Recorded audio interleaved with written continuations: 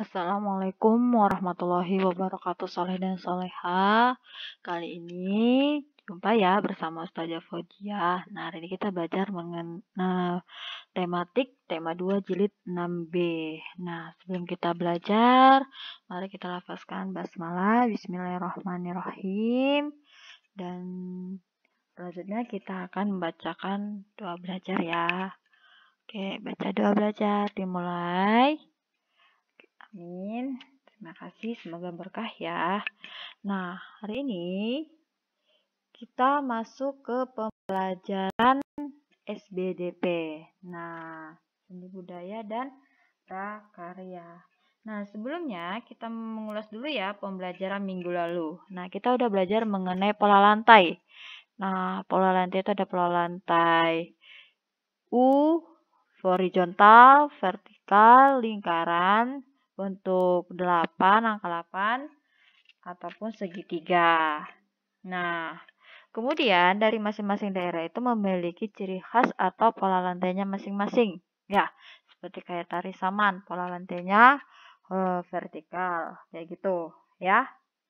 Nah, tujuannya apa sih pembelajaran kita kali ini? Tujuan pembelajaran kita adalah untuk mengetahui pola lantai atau jenis-jenis pola lantai.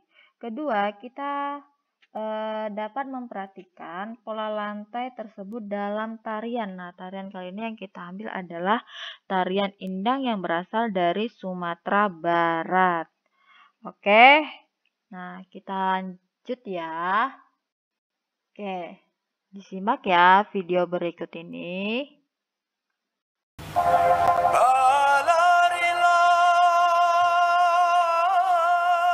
Assalamualaikum warahmatullahi wabarakatuh. Halo anak-anak kelas 6 yang soleh dan solehah. Apa kabar hari ini? Semoga semuanya dalam keadaan sehat ya. Tetap semangat meskipun belajar dari rumah. Nah, anak-anak, hari ini kita akan belajar SBDP, melanjutkan materi yang kemarin, yaitu tentang pola lantai. Masih ingat tentang pola lantai? Pola lantai dapat dibedakan menjadi 3 jenis. Yang pertama ada pola lantai vertikal, yang kedua ada pola lantai diagonal, yang ketiga ada pola lantai melengkung. Nah, kali ini kita akan menerapkan pola lantai tersebut dalam sebuah tarian. Tarian tersebut bernama Tari Indang, berasal dari Sumatera Barat. Yuk, kita mulai Tari Indang. Pertama, tangan kiri menunggu tangan kanan membentuk sudut siku-siku, sembari menggerakkan ujung jari agar berbunyi tuk. Dilakukan bergantian selama 3 kali, kemudian tangan kanan diayunkan ke arah kiri sehingga posisi tangan kanan menumpu tangan kiri.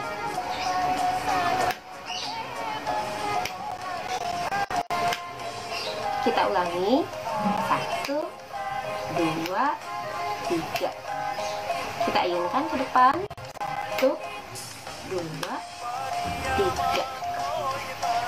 Itu gerakan pertama.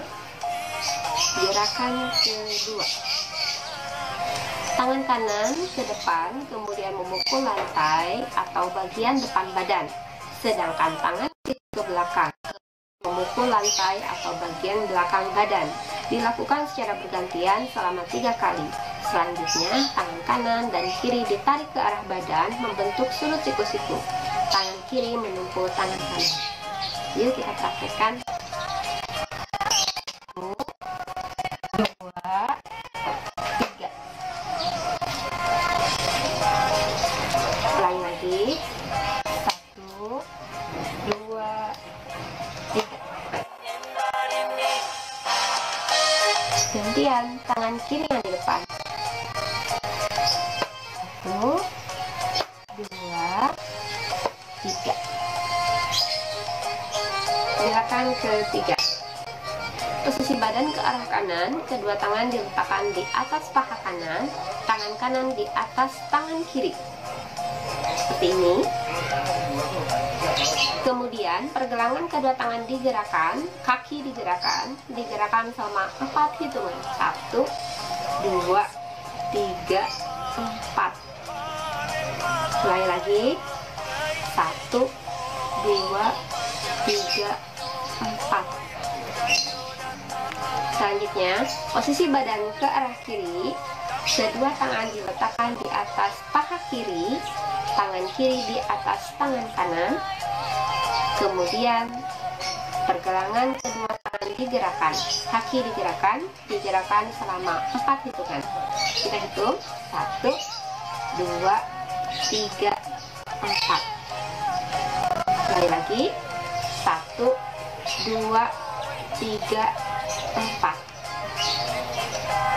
Kita ulangi 1, 2, 3.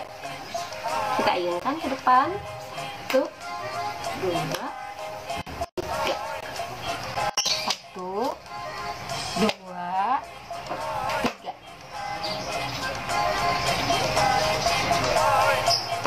1, 2, 3. 1, 2, 3, 4. 1, 2, 3, 4. Anak-anak, itulah tadi gerakan tari indang. Selanjutnya dapat mempraktikkan pola lantai dan gerakan tari indang di rumah. Terima kasih, semoga bermanfaat dan sampai jumpa lagi. Assalamualaikum warahmatullahi wabarakatuh. Oke, nah demikian ya pembelajaran SBDP-nya mengenai pola lantai pada tari indang yang berasal dari Sumatera Barat. Nah, kali ini kita masuk ke pembelajaran berikutnya yaitu bahasa Indonesia. Nah, di pelajaran bahasa Indonesia ini kita akan membacakan sedikit teks sejarah ya, teks sejarah mengenai agresi militer 1. Nah, di sini militer Belanda itu sudah menyerang wilayah negara Republik Indonesia itu pada tahun 21 Juli 1947 hingga 5 Agustus 1947. Nah, sorry ya, tadi maksudnya itu adalah tanggal.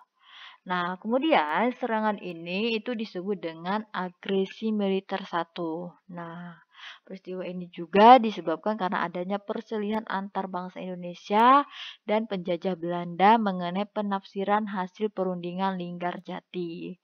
Nah, Belanda memaksa agar Indonesia menjadi negara persemakmuran Belanda dan Belanda menjadi negara induknya. Nah, Belanda mengultimatum Indonesia agar menarik pasukannya mundur dari garis batas demokrasi sejauh 10 km. Namun, Indonesia menolak. Van Mook melalui radio menyampaikan bahwa Belanda tidak terikat lagi dengan perundingan Linggarjati. Nah, agresi Belanda mendapat kecaman dari dunia internasional. Masalah ini dijadikan agenda sidang Dewan Keamanan atau disebut dengan DK atau dengan PBB. Nah, DK PBB pun mendesak agar agresi militer Belanda 1 dihentikan. Desakan PBB ini membuat pihak Belanda menghentikan pertempuran dengan Indonesia.